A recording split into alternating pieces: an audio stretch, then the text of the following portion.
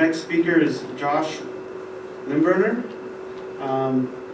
Josh received a Bachelor of Science from McMaster University in 2010 and a Master's of Science in Geophysics from Laurentian University in 2012. Upon graduation, he has worked with Crone Geophysics, specializing in planning, processing, and modeling time domain EM data.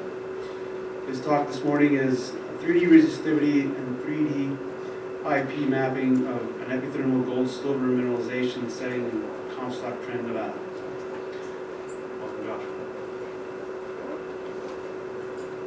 Thank you very much. So today I'm going to be talking about a 3D IP and resistivity survey that we completed a couple months back. It was in Comstock Trend in Nevada there. So we all know that the Comstock Trend has a lot of historic production. So since the 1860s, the lode or the district has produced more than 8 million ounces of gold and 192 million ounces of silver from over 33 bonanza grade epithermal vein deposits. So most of this production came from underground mining using mining techniques. So looking now, you can see that the district has a renewed producer of gold, and this couldn't be achieved without consolidating a large package of land here. You can see, so a lot of land had to be acquired, and so plus began back in 2003. And what we ended up doing a survey here in this Dayton resource area, and just right here I've outlined sort of the size of our survey. And so to the north you see Reno, and then to the south there's Carson City. So we were only maybe about 45 minutes away from Carson City. So there's a lot of open pit mining in the area, and a lot of it is then just heap leached. So looking forward, there might be a continuance, or we might have to look back into doing some underground mining. As you can see, so our survey area was just off here to the south. Here's the Dayton Chute. Here we got the Woodville Bonanza, and just the chute to the north there. So you can see that there are some things that are getting progressively deeper. So what we wanted to do with this survey was we wanted to see as deep as possible, but as I'll outline a little later on, we had some boundary issues, so the survey was a little bit tighter than we had expected. So within the area, so the mineralization in South Dayton, so what we see here is that there's two primary structural controls. So here you can see just to the north here, you can see some of the grades here. So the big one is the northwest fault structures, which were sort of which prepared the area for mineralization. And after we end up seeing that there's northeast trending faulting as well. So where these two meet, we often find that we have some mineralization there. So within the area, in terms of geology, there's some tough soil as the Santiago Canyon, and that's the principal ore host with gold grades enhancing areas where quartz, porphyry, and shrooms. So the underlying metavolcanics have hosted high-grade mineralization elsewhere, so the potential in South Dayton remains untested. So we ended up doing this survey without any prior information from Comstock, so we just decided that we were going to go in, take our best shot at it, look at the data, and then see what we get out of it, and hopefully a lot of that stuff, we'd be able to pick up something useful from it. So we wanted to be completely objective during this survey. So just to show, so these are the northwest faults. So these are the primary ones, and then these are the younger ones, which I guess ended up bringing in the mineralization afterwards. So this was our survey area. It was pretty small, about 600 meters by 700 meters, and so we had to stay within this purple section here. So you can see it's kind of wonky in some areas. So this was a big control on our survey design and our planning. So again, we wanted to collect the deepest data possible, and like I said, so we didn't have any prior information. So you can see that the road runs up through here.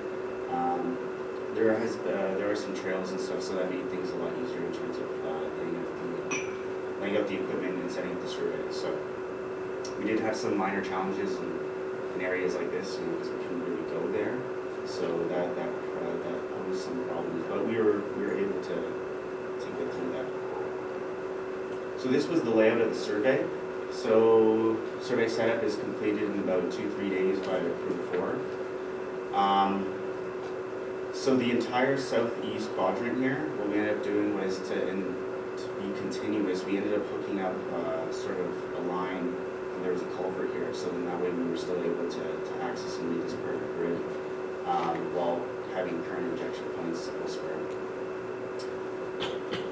So just to go over it, what we ended up doing is we had a base station here, and then from it you have main lines which have branching boxes off of them. And so what these branching boxes do is they allow you to get off the main lines, so then that way you can hook up to these lines here. And at each of these triangles there's a box, there's a switching box, and then from that switching box you can hook up to 3 electrodes, and so that's what you see here. So there's one to the north, one at the box, and one to the south. So you can see we did a pretty good job of basically just covering this whole survey area. And so everything was done at 50-meter station spacings, except for some areas over here, they're at 25s, and we had to adjust some things accordingly over in these areas here just due to the property boundaries. So this is just to go over it again. So we just wanted to take our best shot at it. So this is a 3D survey, so we don't have any line orientations, and like I said, everything was either done at 50 or 25 meters, or in some cases just a little bit different there. So this is just one of the boxes here. So you can see that it's hooked up to one electrode here, and then 2 of these wires would be going to 2 other electrodes, and then another set of wires would be heading back towards the branching box off the main line. So we wired up this whole grid, so everything was good to go after we set it all up. So I just wanted to sort of re-emphasize the structures that we're trying, or the main mineralizing structures here. So the major district trend, and then the younger mineralizing here. So you can see that with this 3D data, we should be able to pick out these features and be able to find some really interesting anomalies. So this survey would basically objectively map this complexity, and we should be able to discriminate from the data that's happening here with the geology. Well, at least that's what the objective is here. So just going through the system, so the system is eScan, and so it's a pull system. So actually, I'll just head back here. Didn't show them here, but our infinites are running down this way towards the bottom here. Just go back here towards the south. So just looking at the pole array, so what we have here is, because we have the whole grid laid out, so from one current shot point, you can see that we end up collecting an array of data in a variety of different directions. So what we did is we just put the ticks, the midpoint between the current and the potential, and just coloring here for depth. So it's going to get pretty busy, so just try to bear with me. So just comparing to other arrays here, we can see that we have a pole array, but just one line. So you just end up getting a lot of your data just down the principal direction or just along the line. So there are a variety of other different configurations for collecting TC and IP data. So we have pole dipole, and you can see the colors here. Then you have pole dipole offline. So there's many different configurations of which you can collect data. And that's just what we're trying to show here. So here you end up getting, a couple more, or you get a little bit more directional data, but it's still not as objective, or it's still not as I guess you could say, it doesn't cover as much as this survey does here. So now we're going to look at 10 shots. So you can see that there's a lot of ticks going in a lot of different directions, and there's a lot of colors indicating the different depths. So you can see here that we're collecting data at stations in a variety of different directions, and this is basically what we're looking for in order to map these structures. So we should be able to pick up structures that are trending or basically striking in a variety of different directions. So, and that's what we're trying to do here. So, and then if you compare it to other arrays, again, the pole dipole offline array, gets a little bit more, but it doesn't get nearly as much multi-directional data as this survey does. So again, there are a variety of other different arrays for collecting data. So I'm just putting a few simple ones up here. And so now if we look at basically the whole survey area, you can see that it's covered pretty well. So this is basically 1,600 meters wide and 8 lines. So what you can see here is that with other systems, if you're just collecting the data along the line, for some of these faults, you will be able to pick them up across the lines, but if you end up having faults or structures that are basically parallel or semi-parallel to the lines, they're going to be very difficult to pick up when just collecting data on just single lines. And so basically, because this collects it in all different directions, it's able to pick up these features. So just a comparison here, you can see the question marks and whatnot. You can see in here, so you can see that we should be able to collect a lot of data to pick up features that are either across the lines and also that are running parallel to the lines. And so this is basically the whole area, our survey area, with all the data or all the potential data that we can collect, put over top of it.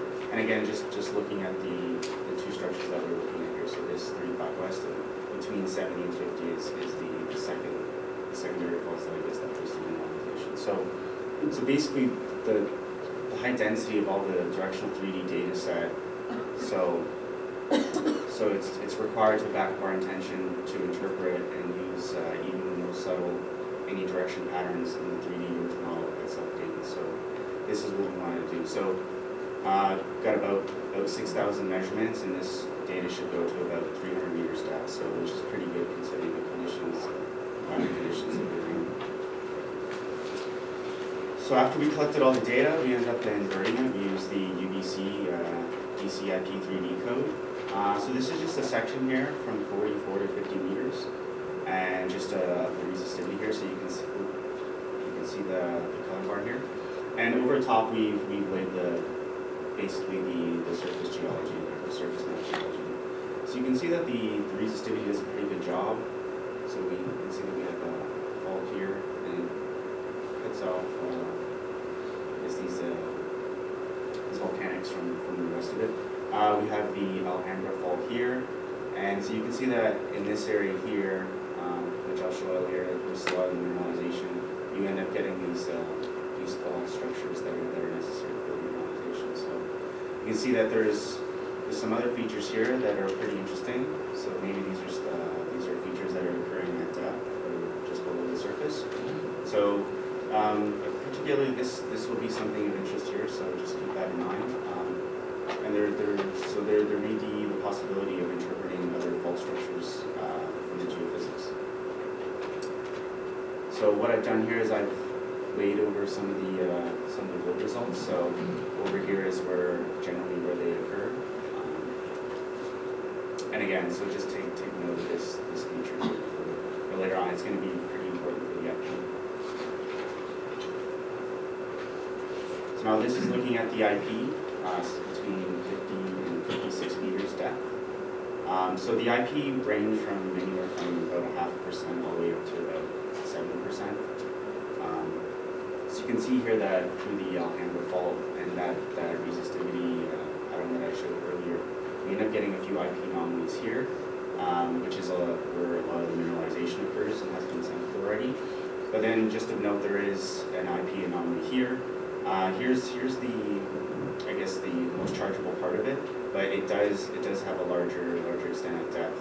And most interestingly is this IP anomaly up here, which is pretty interesting.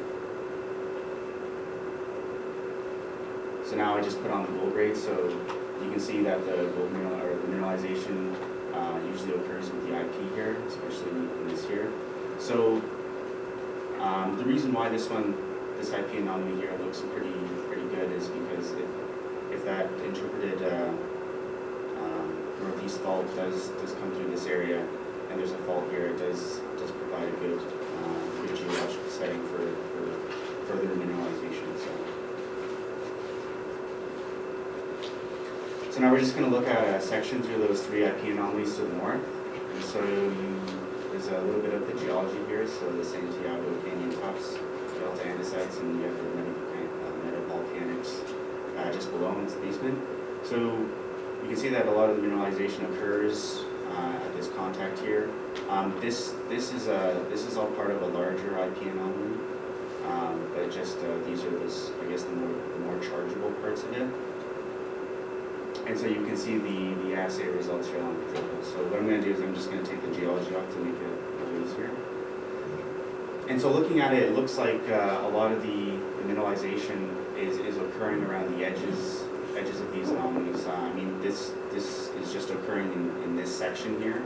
In other sections, it does actually, go into the heart of the anomaly. So one thing to look for the future is that just definitely plug the hole right into the center of it. But there might be some really interesting stuff towards the edges of it as well.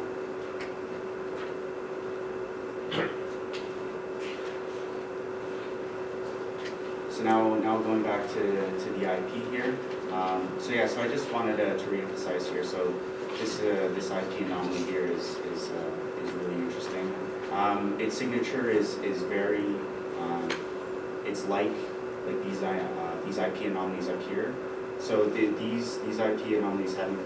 I mean the IP anomalies to the south haven't been drilled, or I don't think there has been too much work done on them. But they're definitely very interesting targets for the future.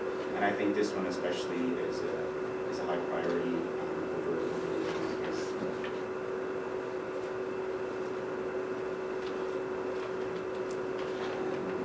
here. So this is just another IP section, 25 meters to 31 meters below the surface. So you can see that the IP anomaly does get stronger towards the surface and gets a little bit weaker at top there. So looking at 50 meters and then looking at 25 to 31. So this is just a pretty rough presentation. These results are fairly new. There's still a lot more that we can take from it in terms of processing, thinking out edges, possibly interpreting faults. So this is still work in progress, and these are just some preliminary results, and but they look pretty convincing so far. And so what I'd like to do is thank Comstock Mining, especially Larry Martin, for permission to show these results and for all their excellent support before, during, and after the field survey and helping us put this presentation together. Thank you very much.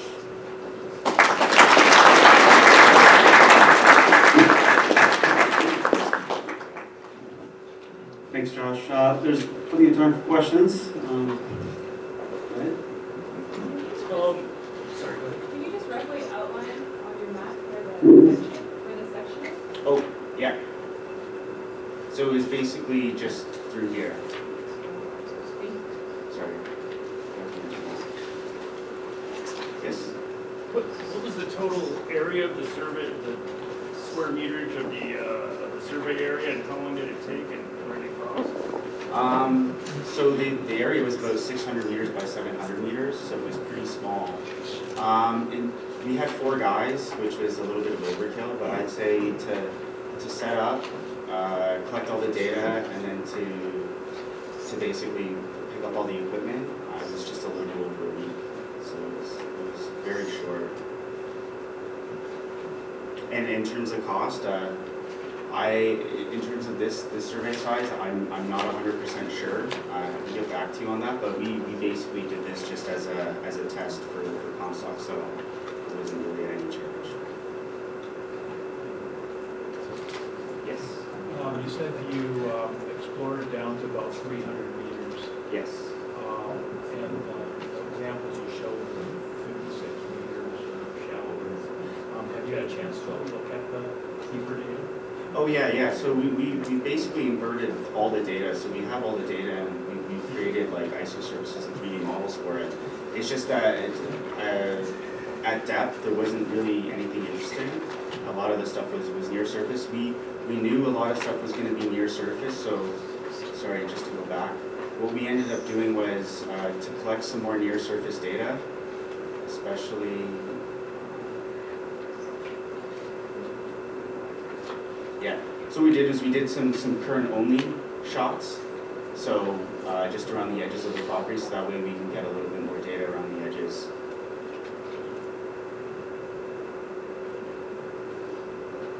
On the culvert, maybe I didn't hear, but did you take any particular cautions or not to move any response from that? I'm assuming it's moving pipe. Yeah. Well, what we did was we made sure that that none of the water was touching the culvert and it was separated as much as possible. We wanted to minimize the effects of coupling.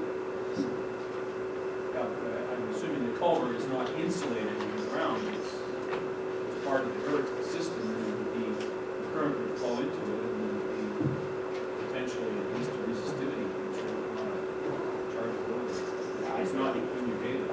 Yeah, right. No, there was no electrical connection in the wires going through the culvert, so it's a geological feature as a, reason to know. But the only effect we would have would be if we had actually a current electrode or measured electrode very close, turning the culvert that we're extending the electrode. That was the case. So, no evidence of anything. This is pretty robust stuff. This is very sensitive to 100 feet. Yeah, Josh, following on from Ken's question. Yeah. Sorry. Comstock's like a really historic district. I'm sure there's lots of varied polarizable material around Comstock. Did you see any evidence of golden pictures, or can they be false positive anomalies? As far as I could see, I didn't see any. I mean, there was some stuff at surface, but in terms of depth, I don't think there was anything. And I think if there, I wouldn't know what kind of stuff would even be there to begin with. Exactly.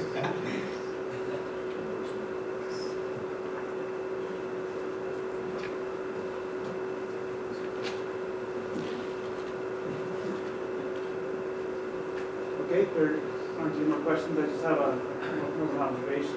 And I want to commend you for presenting the inversion models as cells. Often there's smooth grids, like the representation of the inversion models is kind of scratching along in one case. Anyways, if there are no further questions, join me in thanking Josh.